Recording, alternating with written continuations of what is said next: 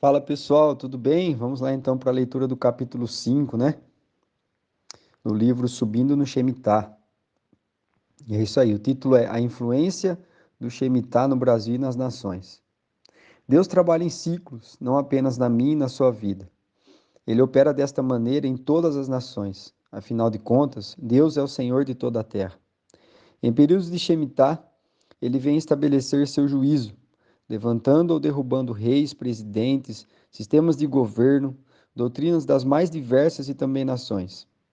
Há inúmeros exemplos de ascensões e quedas em diversos períodos da história, em países hegemônicos, em suas épocas, como Estados Unidos ou Portugal, ou mesmo em nações sem muita expressão, né, no cenário mundial, como no Vietnã, ou em desenvolvimento, como o Brasil. Eventos de todos os tipos de magnitudes ocorreram em anos de Shemitah, desde as mais graves crises econômicas que abalaram o mundo, passando por revoluções políticas e até mesmo muitos conflitos armados tiveram seus ápices ou quedas em anos de Shemitah. Os exemplos estão aí, bastante claros para todos aqueles que desejam mergulhar em águas mais profundas no entendimento de que tipo de consequências há para os que são aprovados ou não em anos de Shemitah. A Torre Gêmeas, né? World Trade Center, um dos eventos mais emblemáticos e que revela muito do tipo de julgamento que o Senhor vem estabelecer em anos de Shemitah é a idealização, construção, queda, reinauguração do World Trade Center, ou das Torres Gêmeas, como são mais conhecidos os dois prédios, né, símbolos da hegemonia dos Estados Unidos. A ideia de construir o prédio ocorreu em 1945, ano de Shemitah. A construção das torres se deu em 1966, ano de Shemitah. O término da construção ocorreu em 1973, também ano de Shemitah, quando da inauguração das duas torres, em 2001, ano de Shemitah. No fatídico 11 de setembro, a ruína, caem as Torres Gêmeas. Por fim, em novembro de 2014, ano de Shemitah, é reinaugurado o World Trade Center. E não param por aí as evidências do juízo de Deus sobre a nação americana, tendo como símbolo, mais uma vez, a figura da torre. Deus já havia deixado muito claro com o juízo sobre a Torre de Babel qual é o destino dos que com soberba constroem sua reputação.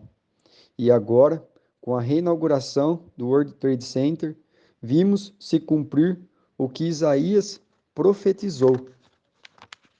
Isaías capítulo 9, versículo 10: Os tijolos caíram, mas com cantaria tornaremos a edificar. Cortaram-se os sicômoros, mas em cedros os mudaremos. Quando há soberba e altivez no coração e o dono chega, ou seja, Deus, há julgamento. Tijolos caíram, é o mesmo que dizer, as torres caíram. Além disso, diante do World Trade Center, que caiu, havia um sicômoro. Para lembrar dessa árvore foi feita uma estrutura, uma escultura de bronze, simbolizando não só a árvore que lá estava, mas a resistência e obstinação desse povo. E no lugar da árvore desse cômoro, que caiu junto com as torres, foram plantados cedros. Tudo isso dentro de ciclos de Shemitah. Agora tem um nome aqui, gente, não sou muito bom de inglês não, viu? Ó, eu vou ler da forma que está escrito. Empire State Building. Muitos antes das Torres Gêmeas, os Estados Unidos já se vangloriavam de ser a nação com a mais alta torre, o Empire. Inaugurado em 1º de maio de 1931, ano de Shemitah, em Nova York. O prédio tem 102 andares e 443 metros de altura. Manteve-se como a construção mais alta do mundo até a inauguração da Torre Norte do World Trade Center, 1972, ano de Shemitah. No entanto, uma tragédia ocorreria no dia 28 de julho de 1945, também ano de Shemitah, pouco antes do final da Segunda Guerra Mundial. Em uma espécie de crônica de uma derrocada anunciada, um avião bombardeio Norte American B-25 de 10 toneladas despedaçou-se na face norte do Empire. O avião entrou rasgando o 79º andar, onde ficavam os escritórios do National Catholic Welfare. Com a explosão, cerca de 5 andares foram atingidos. O acidente matou 14 pessoas, sendo 11 trabalhadores do escritório e 3 tripulantes do B-25. 26 pessoas ficaram ainda feridas. Crises financeiras. Tivesse ocorrido uma crise apenas dentro do ano de Shemitah, já seria um bom motivo para compreendermos que a queda é inevitável para aqueles que confrontam a Deus. Mas, e o que dizer quando 5 das mais arrasadoras crises mundiais ocorreram no ano de Shemitah? Fica evidente, até para os mais céticos, que essa sucessão de eventos tão marcantes nesse ciclo determinado não poderia ser obra do acaso. Em 1973, durante a guerra do Yom Kippur, ocorreu o embargo do petróleo no conflito árabe-israelense. O fato acabou provocando o aumento do valor do barril de 2,50 para 11,50. Isso, dólares, né? Isso elevou a fatura energética do Ocidente e gerou uma forte crise nos países mais industrializados. Em 22 de setembro de 1980, ano de Shemitah, o Iraque invade o Irã em uma disputa que só cessou em 1988. O petróleo voltou a bater recordes de preço, chegando a 40 dólares o barril, valor que não seria superado nem na década seguinte. 7 anos depois, mais precisamente, em 19 de outubro de 1987, milhões de investidores se lançaram em massa a vender suas ações na Bolsa de Valores em Nova York, devido ao vazamento de informações confidenciais e aquisição de empresas. O índice Dow Jones, que determina os valores de ações, caiu 508 pontos, somando 22,6% de baixa em um único pregão. Essa queda superou em dobro a quebra da Bolsa de 1929, que originou a chamada Grande Depressão, arrastando bolsas europeias e asiáticas. A queda das Torres Gêmeas em Nova York e os atentados ao Pentágono em Washington, em 11 de setembro de 2001, ano de Shemitah, não destilaram apenas pânico e terror nos americanos, deixando um balanço de cerca de 3 mil mortos, mas também provocou uma acentuada queda nas bolsas mundo afora. O índice Nikkei de Tóquio caiu mais de 6% e os pregões europeus tiveram fortes recuos, que levaram os investidores a buscar refúgio no mercado do outro e em bônus do Tesouro Americano. Como consequência do efeito cascata, a Argentina quase entrou em colapso financeiro. Como o governo não tinha como manter a paridade fixa do peso ante o dólar, impôs restrições à retirada de depósitos bancários. Em dezembro de 2001, Buenos Aires suspendeu o pagamento da dívida de quase 100 bilhões. O mais recente grave crise econômica ocorreu em 2008, ano de Shemitah. O período chamado de a Grande Recessão foi detonado por uma bolha imobiliária, com a expectativa de que o preço dos imóveis continuasse a subir. Milhares de pessoas seguiam financiando a compra de imóveis nos bancos por meio de hipotecas. A grande maioria delas não tinha como pagar as hipotecas, mas apostava no contínuo aumento do valor dos imóveis para quitar suas dívidas. No entanto, as hipotecas foram transformadas em títulos e vendidas nos mercados de ações. Essa atitude resultou em uma dívida de bilhões de dólares, que culminou no fechamento de várias instituições financeiras. Para tentar salvar a lavoura, o presidente George Bush criou um programa de resgate financeiro de 700 bilhões. Ele e seu sucessor, Barack Obama, usaram o dinheiro para resgatar bancos, seguradoras e montadoras. Guerras e revoluções. Uma das principais forças durante a Primeira Guerra Mundial, o Império Russo, entrou em colapso em março de 1917, ano de Shemitah. A Rússia deixou a guerra após a Revolução de Outubro, também conhecida como Revolução Bolchevique ou Revolução Vermelha.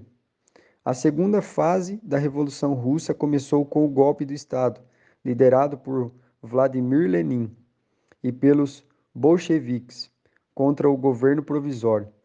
Foi a primeira revolução comunista marxista do século XX e deu o poder aos bolcheviques. A Revolução de Outubro foi seguida pela Guerra Civil Russa, de 1918 a 1922, e pela criação da União das Repúblicas Socialistas Soviéticas, em 1922. Já a Segunda Guerra Mundial, iniciada em 1º de setembro de 1939, teve fim em 7 de setembro de 1945, ano de Shemitah, dia 29 de Elul. O marco final ocorreu com o desfile dos exércitos aliados em Berlim. Pouco antes do fim, no entanto, o Japão conheceu a poder de destruição a bomba atômica. Em 6 de agosto de 1945, uma bomba de fissão de urânio foi detonada sobre a cidade japonesa de Hiroshima. 3 dias depois, um tipo de bomba de fissão de plutônio explodiu sobre a cidade de Nagasaki, no Japão. Esses dois ataques resultaram na morte de cerca de 200 mil pessoas. Entre 6 e 26 de outubro de 1973, ocorreu a Guerra do Yom Kippur, também conhecida como Guerra Árabe-Israelense, 1973, entre uma colonização de estados árabes liderados por Egito e Síria contra Israel. O episódio começou com um ataque inesperado do Egito e Síria, coincidindo com o dia do feriado judaico Yom Kippur. Egito e Síria cruzaram as linhas de cessar-fogo no Sinai e na colina de Golã, respectivamente, que haviam sido retomadas por Israel em 1967, durante a Guerra dos 6 Dias. A primeira derrota americana em conflitos armados ocorreu na Guerra do Vietnã, entre 1954 e 1975. O desfecho trágico para os Estados Unidos iniciou em 1968, com ataques sucessivos do governo comunista do Vietnã do Norte e seus aliados. Os guerrilheiros da Frente de Libertação Nacional, conhecidos como Vietcongs. O governo americano ainda segurou seus soldados no Vietnã por 4 anos, mas acabou retirando as tropas em 1972, ano de Shemitah. Diante do abandono americano, o exército e os guerrilheiros do norte ganharam terreno. Acabaram tomando a capital, Saigon, em 1975, vencendo a guerra e unificando o Vietnã sob o regime comunista. Duplo Super Shemitah, 2 grandes eventos relacionados à restituição ao povo de Israel ocorreram em ano de jubileu, ou seja, no ano seguinte do Shemitah. Nos últimos 2 jubileus da história, Israel teve importantes vitórias no campo geopolítico. Primeiro em 1916, enquanto eclodia a Primeira Guerra Mundial, o território de Israel ainda pertencia ao Império Otomano, que dominava o território desde 1517. No entanto, a terra tem um dono, e de tempo em tempo ele visita a terra e faz uns subirem e outros descerem. Quando alguém acha que possui o poder econômico ou o controle sobre algo, repentinamente o dono vem. Ele ergue e ele abate no cumprimento desses ciclos. Sendo assim, entre 1916 e 1917, ano de jubileu, ocorreram vários eventos que acabaram por favorecer a revolução do lar aos judeus da Palestina. A cartada decisiva ocorreu no dia 2 de novembro de 1917, com a Declaração de Balfour. No documento, o então secretário britânico para os assuntos estrangeiros, Arthur James Balfour, escreveu uma carta ao barão Rothschild, líder da comunidade judaica no Reino Unido, para ser transmitida à Federação Sionista da Grã-Bretanha. A carta se referia à intenção de o governo britânico facilitar o estabelecimento do lar nacional judeu na Palestina, caso a Inglaterra conseguisse derrotar o Império Otomano, que até então dominava aquela região. Quebrava-se assim o tempo em que o Império Otomano dominava a região, e os judeus passaram a voltar para a sua terra. Em 1967, um outro importante conflito envolvendo Israel fez o povo judeu prevalecer diante dos inimigos. Entre os dias 5 a 10 de junho de 1967, ano jubileu, ocorreu a Guerra dos 6 Dias. Já na manhã do primeiro dia de combate, às 7h45, caças israelenses atacaram 9 aeroportos militares, aniquilando a força aérea egípcia antes que esta saísse do chão. Enquanto isso, parte do exército de Israel investia contra a faixa de Gaza, ao sul da Síria, nas colunas de Golã e também no norte do Sinai. A Jordânia e a Síria intervieram no conflito contra Israel, mas nem isso deteve as investidas dos judeus. Nas 72 horas seguintes, Israel impôs sua superioridade militar, ocupando também a Cisjordânia, o setor oriental de Jerusalém e as colinas de Golã, na Síria. Conversão ou desterro? No tempo em que Portugal era a maior potência do planeta, o rei Dom Manuel assinou em 5 de dezembro de 1496, ano de Shemitah, o decreto de expulsão dos judeus que não se convertessem ao catolicismo. Os judeus que haviam sido expulsos da Espanha em 1492 haviam sido admitidos em Portugal, desde que fossem batizados como católicos. No entanto, não se deixaram convencer e a grande maioria optou por abandonar o país, para impedir a saída dos que não se corromperam. O rei mandou fechar quase todos os portos de Portugal, à exceção do Porto de Lisboa. Em outubro de 1497, ao final do período do Shemitah daquele ano, os que ainda resistiam à conversão foram arrastados à pia batismal pelo povo, incitado por clérigos fanáticos e com a complacência das forças da ordem. Vamos lá então, Shemitah no Brasil. Um dos momentos de maior transição na história do Brasil ocorreu em 15 de novembro de 1889, cerca de 2 meses após Shemitah.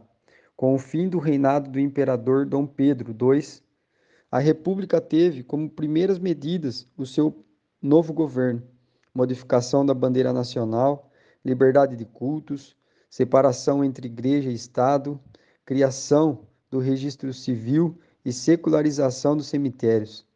Mas um outro personagem importante da história do Brasil tem marcas impressionantes.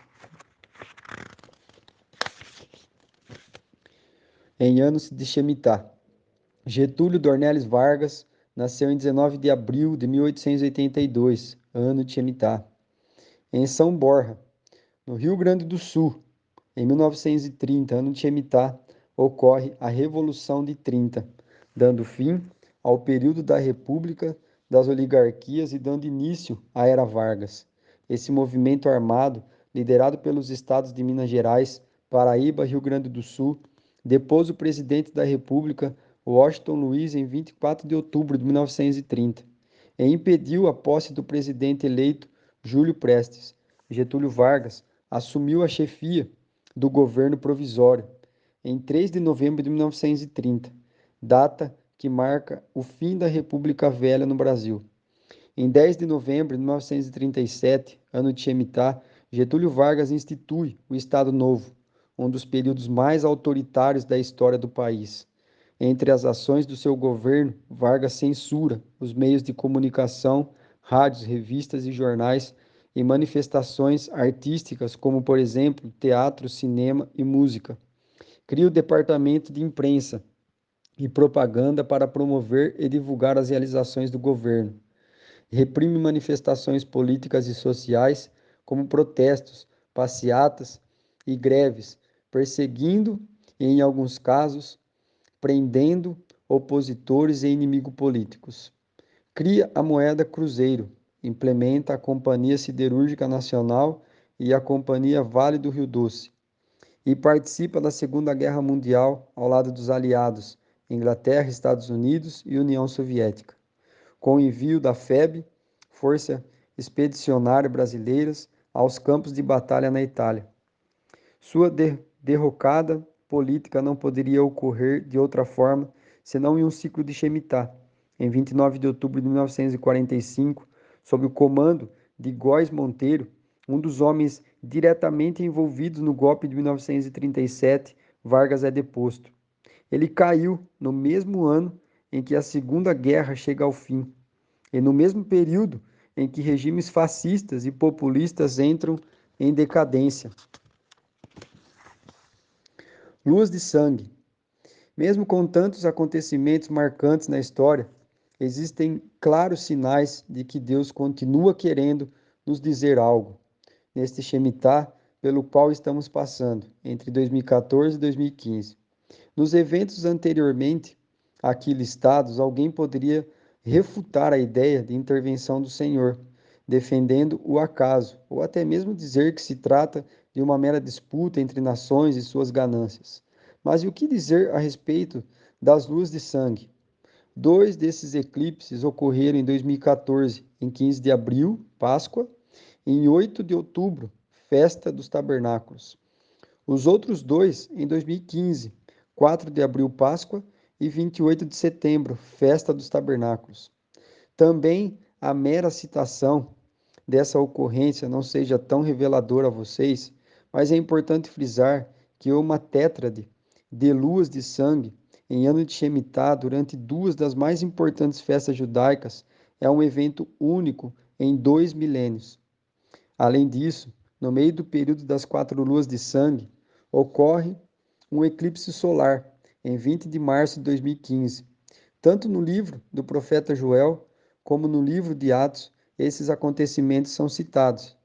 Joel 2,31 diz assim: O sol se converterá em trevas e a lua em sangue, antes que venha o grande e terrível dia do Senhor.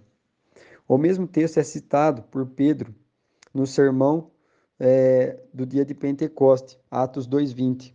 O sol se converterá em trevas e a lua em sangue, antes de chegar o grande e glorioso dia do Senhor.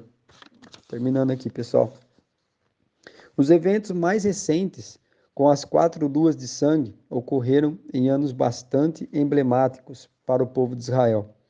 Em alguns, como a Tétrade, de 1493 e 1494, judeus foram expulsos da Espanha e Colombo retornava de suas descobertas do Novo Mundo.